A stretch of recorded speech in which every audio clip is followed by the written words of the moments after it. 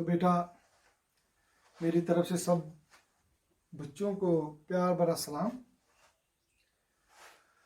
तो बेटा अगर आप देखेंगे बड़े दिनों बाद आपसे बात हो रही है तो आगे जाने से पहले मैंने सोचा कि before I start new topic तो थोड़ा सा पिछले टॉपिक जो हम पिछला टॉपिक डिस्कस कर रहे थे उसको भी आगे लेके चलूं ताकि एक सीक्वेंस बनी रहे। हालांकि मेरा टॉपिक जो आज का है दैट इज गैस्ट्रुलेशन। तो गैस्ट्रुलेशन को पढ़ाने के लिए एक्चुअली मेरा जो आज का टॉपिक है दैट इज गैस्ट्रुलेशन। तो गैस्ट्रुलेशन को समझाने के लिए मुझे आपको पहले थोड़ा सा याद दिलाना होगा कि ब्लास्टोसिस्ट कैसे बनता है और इम्प्लांटेशन कैसे हो जाती है।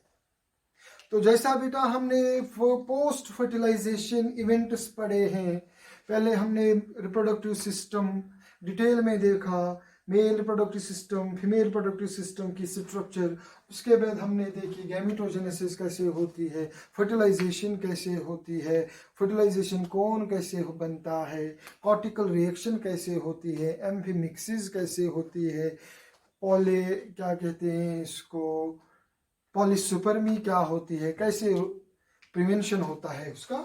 तो उसके बाद हम स्टार्ट कर रहे थे post fertilization events, embryonic development जिसको हम कहते हैं।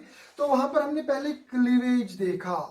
तो हमने वहां पर क्लीवेज में देखा कि जो जाइगोट होता है वो जाइगोट होता है, उसमें क्या होता है, उसमें रिपीटेड माइटोटिक डिविजन्स होते हैं। हालांकि माइटोटिक डिविजन्स होते हैं लेकिन वहां पर न्यूक्लियोसाइटोप्लाज्मिक रेशियो इंक्रीज होता है।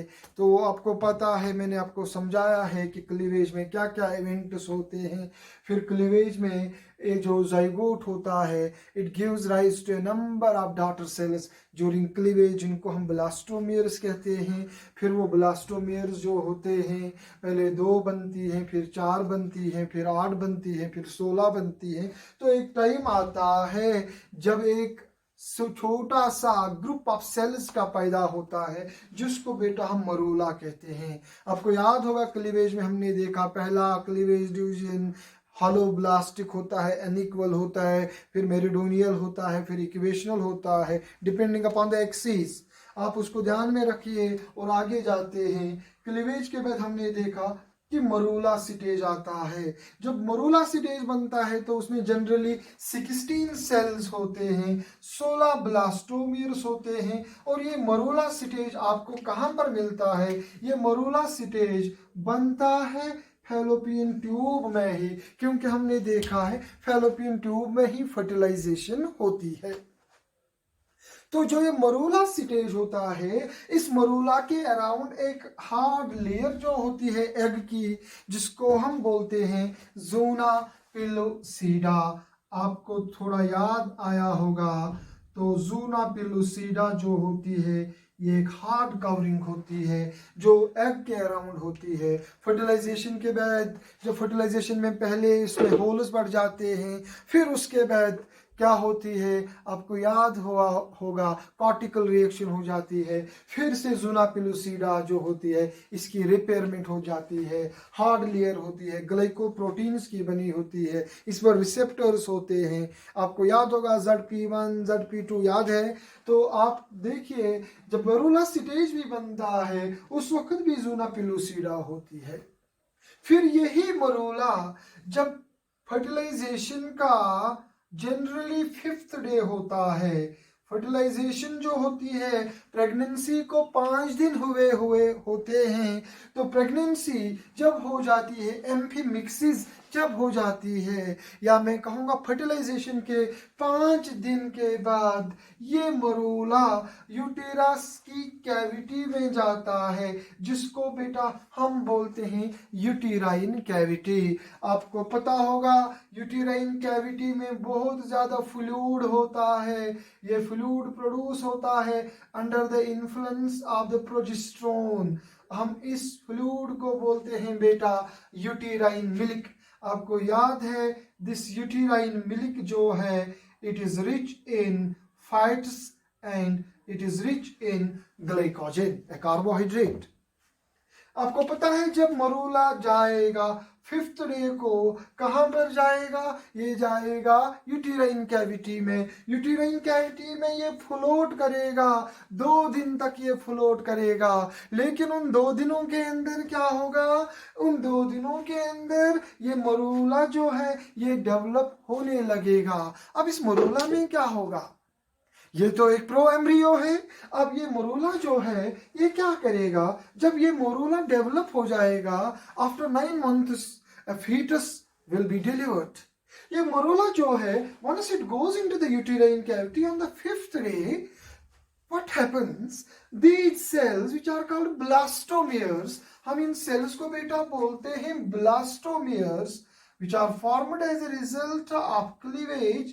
These blastomeres undergo 2 processes, compaction and rearrangement. मैंने आपको समझाया है बेटा पहले ही compaction क्या होती है और दूसरी चीज जिसको बेटा हम बोलते हैं rearrangement. This मरूला जो है इसके अंदर जो सेल्स होते हैं they under become tightly closer to each other, compact हो जाते हैं। कुछ सेल्स अपनी जगह बदल लेते हैं, दूसरी पोजीशन में आते हैं, उसको हम बोलते हैं रीअरेंजमेंट। तो क्या होता है? सब कुछ इस ज़ूना पेलुसिडा के अंदर होता है। ये जो सेल्स होती है एक तो ये डिवीजन करती रहेंगी, cleavage division will go on proceeding, number of blastomeres will increase, but at the same time what happens that these cells undergo compaction and at the same time they undergo rearrangement. Some of the blastomeres change their shape and they become almost squamous, they become almost flat and they line they line what is this called zuna pellucida. zuna pellucida के अंदर एक layer of sales बन जाती है जो उसको internal lining provide करती है और कुछ सेल्स बन जाती है वो स्फेरिकल या क्यूबॉइडल शेप एज्यूम करती हैं और वो एक जगह पर एक मास, एक ढेर बना देती हैं जिसको हम बोलते हैं बेटा इनर सेल मास। हम बेटा इसको बोलते हैं इनर सेल मास। सो क्या है इनर सेल मास? ये वो ग्रुप ऑफ सेल्स है जो एक ही जगह बैठ जाते हैं और जो बाकी सेल्स हैं जो ज़ूना पेलुसिडा के इंटरनल लाइनिंग बना देती है हम इसको बोलते हैं बेटा ट्रोफोब्लास्ट। क्या बोलते हैं बेटा? ट्रोफोब्लास्ट। एक होता है इनर सेल मास, दूसरा होता है ट्रोफोब्लास्ट। सो क्या है trophoblast? Trophoblast is a layer which is formed inner to the zona pellucida due to rearrangement of the blastomeres. और कुछ सेल्स rearrange कर देती हैं at one pole in the form of a mass, हम उसको बोलते हैं inner cell mass। और आपको पता है ये जो inner cell mass होता है यही तो बनाता है एक एम्ब्रियो प्रॉपर को। जो एम्ब्रियो प्रॉपर होता है वो बनेगा फ्रॉम इनर सेल मास। ये ट्रोफोब्लास्ट क्या करता है? आपको पता है tropho means nutrition, tropho means nutrients या न्यूट्रिशन और ब्लास्ट मीन्स लेयर। ट्रोफोब्लास्ट वो लेयर होती है जो यूटेराइन मिल्क जो होता है यहाँ से न्यूट्रिएंट्स को एब्जॉर्ब करने में मदद देती है और प्रोवाइड करती है to the inner cell mass. अब इस स्टेज को जब आप देखेंगे morula changes in stage where most of the cells are located on the one side and a cavity like structure is formed. This cavity like structure you call this structure as blastocele. आप इस cavity को बेटा बोलते हैं blastocoel. तो blastocoel क्या है? Blastocoel is a cavity which is formed between trophoblast and inner cell mass. Embryo proper inner cell mass से बनेगा। ट्रोफोब्लास्ट जो होता है ये प्रोवाइड करता है न्यूट्रिएंट्स को to the inner cell mass, absorb करता है फ्रॉम यूटेराइन मिल्क। तो अब ये जो स्ट्रक्चर है जहां पर एक इनर सेल मास है, ब्लास्टोसील है, ट्रोफोब्लास्ट है और सारे स्ट्रक्चर को कवर करता है ज़ोना पिलोसीडा, हम इसको बोलते हैं बेटा blastocyst. So blastocyst is formed from morula, और याद रखिए blastocyst is generally formed by the 7th day of pregnancy. जब फर्टिलाइजेशन हो जाती है तो फर्टिलाइजेशन के 1 हफ्ते के बाद यूटेरस में ब्लास्टोसिस्ट बनता है। एक फीमेल की बॉडी में ब्लास्टोसिस्ट प्रेगनेंसी के 1 हफ्ते के बाद बनता है। तो ब्लास्टोसिस्ट जो है इसके अंदर इनर सेल मास है, एक कैविटी है जिसको ब्लास्टोसील बोलते हैं, और that all is covered by means of a hard covering that is called zona pellucida। तो बेटा ये जो ब्लास्टोसिस्ट है, अब ये ब्लास्टोसिस्ट फर्दर डेवलप होगा। अब इस ब्लास्टोसिस्ट में फर्दर डेवलपमेंट होंगी और टिश्यूज बनने लगेंगे, जर्म लेयर्स बनने लगेंगी। पहले जर्म लेयर बनेगी, एक्टोडर्म, एंडोडर्म, मेसोडर्म, उसके बाद टिश्यूज बनेंगे, ऑर्गन्स बनेंगे, ऑर्गन सिस्टम बनेगा, until a fetus will be formed fully developed। तो अब ये ब्लास्टोसिस्ट जो बेटा है, अब ये कोशिश करेगा, ये अपने आप को अटैच करेगा with the wall of the uterus। It comes in contact with the inner wall of uterus, जिसको हम wall of uterus को बेटा हम बोलते हैं myometrium। uterine wall you know that is called myometrium। myometrium की innermost lining जो होती है, जो बहुत ही vascular होती है, highly supplied with the blood which is very very special, जिसको बेटा हम बोलते हैं एंडोमेट्रियम। क्या बोलते हैं बेटा? एंडोमेट्रियम। यही तो एक बच्चे को, एक फीटस को, एक एम्ब्रियो को सर्वाइव करने में मदद देती है। सारा न्यूट्रिशन तो एंडोमेट्रियम से ही निकलता है। सारा फ्लूइड, सारा डेवलपमेंट जो होता है एक फीटस का, या मैं कहूँगा एक एम्ब्रियो का, वो तो एंडोमेट्रियम प्रोवाइड करती है, उसको स्टेबलाइज करती है, यूटेरस जो होती है। अगर आप देखेंगे बेटा ये जो एंडोमेट्रियम है, अब ये ब्लास्टोसिस्ट आएगा, now it will come in contact with the endometrium. लेकिन आप देखिए ब्लास्टोसिस्ट के अगर देखेंगे, now it is a polar structure. On one side of the blastocyst there is inner cell mass, and this side we call this side, जहां पर आपको inner cell मास दिखता है, हम बेटा इसको बोलते हैं एम्ब्रियोनिक नॉब, या हम बोलते हैं एम्ब्रियोनिक पोल।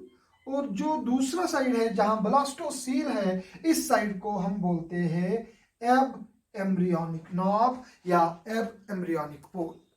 तो ब्लास्टोसिस्ट के 2 फेसेस हैं, एक वो साइड है जहां पर इनर सेल मास है, उसको हम बोलते हैं एम्ब्रियोनिक नॉब। दूसरा जहां पर ब्लास्टोसील है, कैविटी है, वो वाला साइड, उसको हम बोलते हैं एब एम्ब्रियोनिक नॉब। आपको याद रखना है, जब ये ब्लास्टोसिस्ट इसके अंदर जाएगा, यूटेराइन कैविटी के अंदर, अब ये जाना चाहेगा, it will come in contact with the endometrium of the uterus.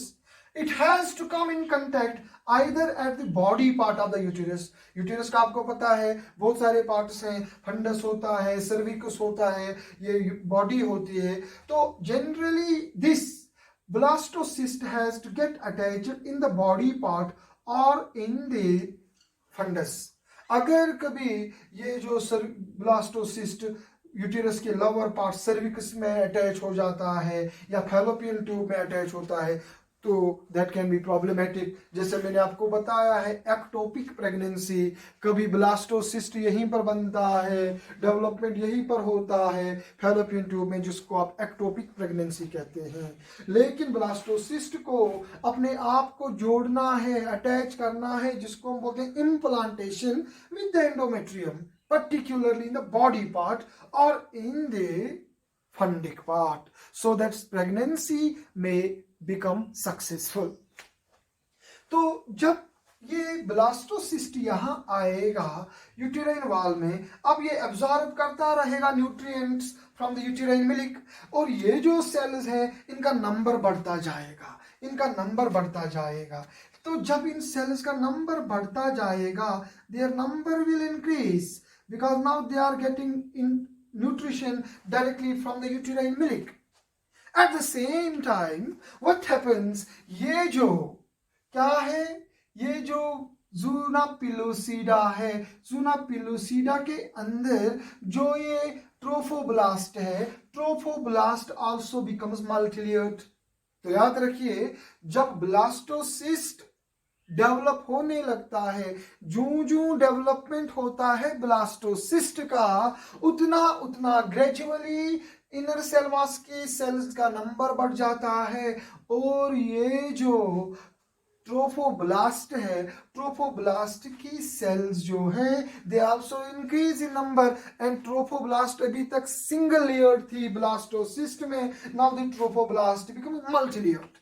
Eight the same time what happens, ये जो ज़ोना पिलोसीडा है, ये जो ज़ोना पिलोसीडा अभी तक कवर कर रही थी इस ब्लास्टोसिस्ट को, अब ये ज़ोना पिलोसीडा जो है ये रप्चर हो जाएगी.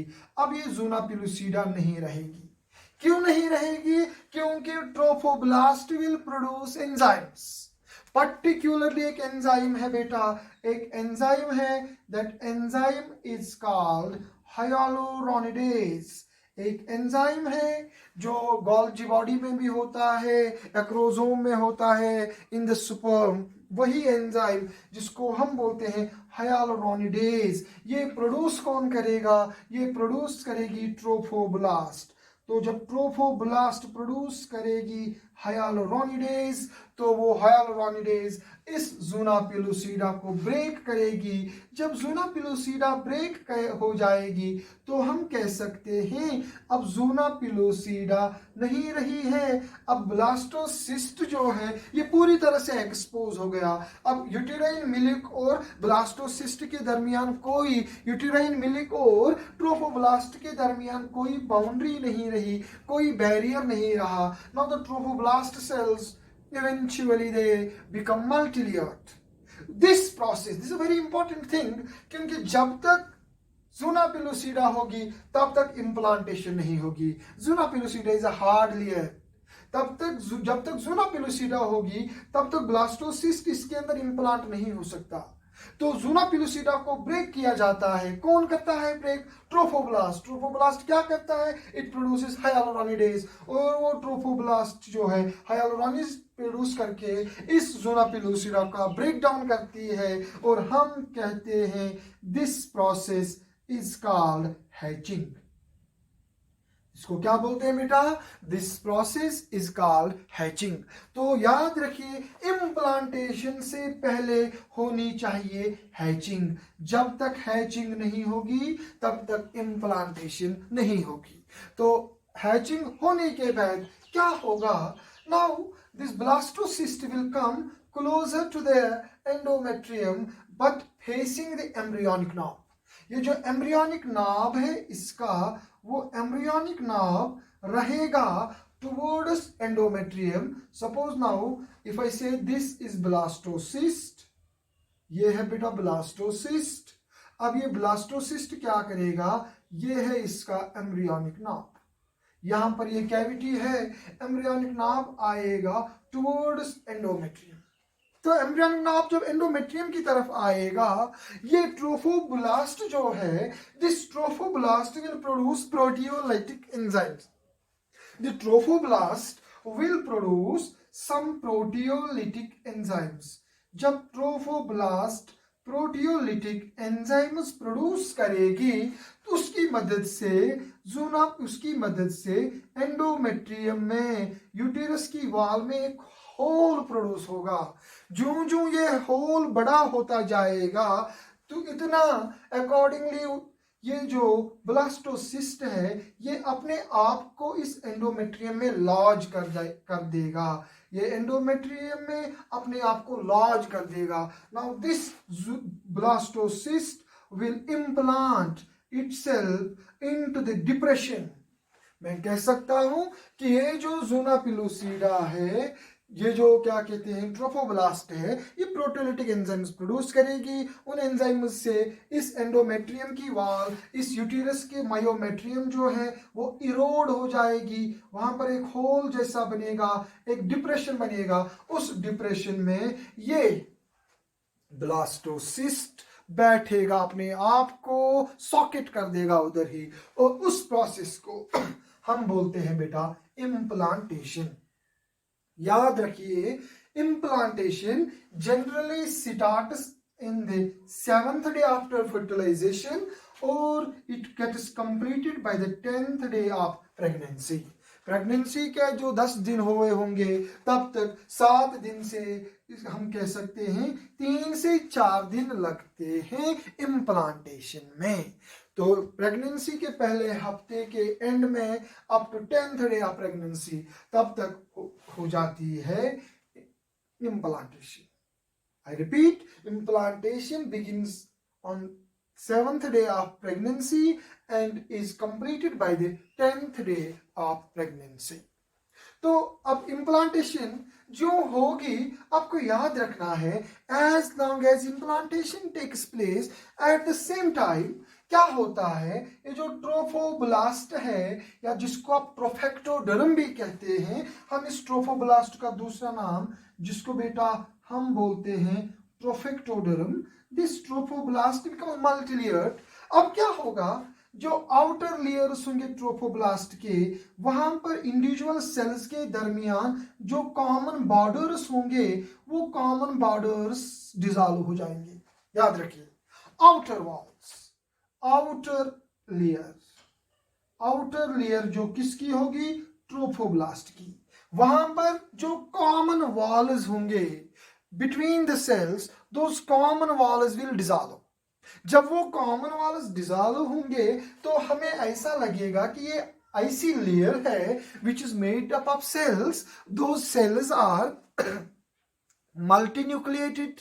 जब हम एनिमल सेल्स को देखते हैं, if they are multinucleated we call them as syncytial. तो इस ट्रोफोब्लास्ट की आउटर लेयर्स जहां पर सेल्स अपीयर होते हैं एज मल्टीलेयर्ड, हम उसको बोलते हैं सिंशियोट्रोफोब्लास्ट। क्या बोलते हैं बेटा, सिंशियोट्रोफोब्लास्ट। लेकिन जो ट्रोफोब्लास्ट के अंदर वाली लेयर्स होते हैं वहां पर सेल्स के दरमियान कॉमन वॉल्स इंटैक्ट रहते हैं, डिसॉल्व नहीं होते हैं, वहां पर सिंशियल सेल्स नहीं बनती हैं, हम उसको बोलते हैं बेटा साइटोट्रोफोब्लास्ट। तो हम कह सकते हैं trophoblast now becomes differentiated into cytotrophoblast, which is internal, lying towards inner cell mass and blastocele, and syncytotrophoblast, which is exposed to the uterine cavity. तो क्या हम कह सकते हैं during implantation syncytotrophoblast comes in contact with the endometrium। और याद रखिए, ये जो सिंशियोट्रोफोब्लास्ट होती है जब इम्प्लांटेशन प्रोग्रेस करती है, ये सिंशियोट्रोफोब्लास्ट जहां पर इम्प्लांटेशन होती है वहां पर ये सिंशियोट्रोफोब्लास्ट बना लेती है फिंगर लाइक फोल्ड्स, जिनको हम बोलते हैं विल्लाई। तो ये विल्लाई क्या होते हैं, these are actually folds which are produced by the syncytotrophoblast, so that more and more absorption, so that more and more diffusion of food takes place। तो सरफेस एरिया बढ़ जाता है इससे ट्रोफोब्लास्ट का। तो याद रखिए, these are called trophoblast villi। These trophoblast villi are formed from syncytiotrophoblast, और जो अंदर वाली ट्रोफोब्लास्ट है उसको हम बोलते हैं साइटोट्रोफोब्लास्ट। बेटा याद रखिए, एंट्रेंस में आपसे पूछा जाएगा जब इम्प्लांटेशन होती है तो कौन सी ट्रोफोब्लास्ट पहले टच करती है एंडोमेट्रियम को, तो करती है ट्रोफोब्लास्ट टच, उसको हम बोलते हैं सिंशियोट्रोफोब्लास्ट। और याद रखिए, आपको पूछा जाएगा इम्प्लांटेशन के दौरान एंजाइम्स प्रोड्यूस होते हैं ट्रोफोब्लास्ट से, हाँ जी होते हैं प्रोड्यूस, लेकिन कौन सी लेयर प्रोड्यूस करती है, आप याद रखिए हाइलुरोनिडेज। ये जो एंजाइम्स होते हैं, प्रोटियोलिटिक एंजाइम्स जो होते हैं, they are produced by cytotrophoblast. याद रखिए, enzymes needed for implantation are produced from cytotrophoblast, while as villi produced for the absorption of food are produced from the syncytotrophoblast. And a time comes by the 10th day of pregnancy, this whole blastocyst has got larger interest hole or a depression, and we say the implantation takes place. So once the implantation takes place, उसके बाद नया stage आता है जिसको हम बोलते हैं बेटा गैस्ट्रुलेशन। ये मैंने आपको थोड़ा रिकैप करा दिया, थोड़ा रिवाइज करा दिया लास्ट वाला लेक्चर, ताकि हम गैस्ट्रुलेशन को स्मूथली पढ़ सकें। तो याद रखिए, जब आपको गैस्ट्रुलेशन पढ़नी है तो आपको पहले पता होना चाहिए कि क्लीवेज में क्या हुआ था, उसके बाद ब्लास्टोसिस्ट क्या होती है, ब्लास्टोसिस्ट में क्या क्या होता है, इनर सेल मास क्या है, ब्लास्टोसील क्या है, ट्रोफोब्लास्ट क्या है, ज़ुना पिलोसीडा क्या है, फिर इम्प्लांटेशन से पहले हैचिंग होती है, हैचिंग का पता होना चाहिए आपको, सिंसियोट्रोफोब्लास्ट, साइटोट्रोफोब्लास्ट क्या होती है, विलाई कहाँ से निकलते हैं, एम्ब्रियोनिक नाभ क्या है, अब एम्ब्रियोनिक नाभ क्या होता है, साइटोट्रोफोब्लास्ट से एंजाइम्स निकलते हैं, ये सब आपको पता होना चाहिए। तो उसके बाद बेटा हम कल जाएंगे in our main topic, that is gastrulation. Till then good bye, Allah Hafiz.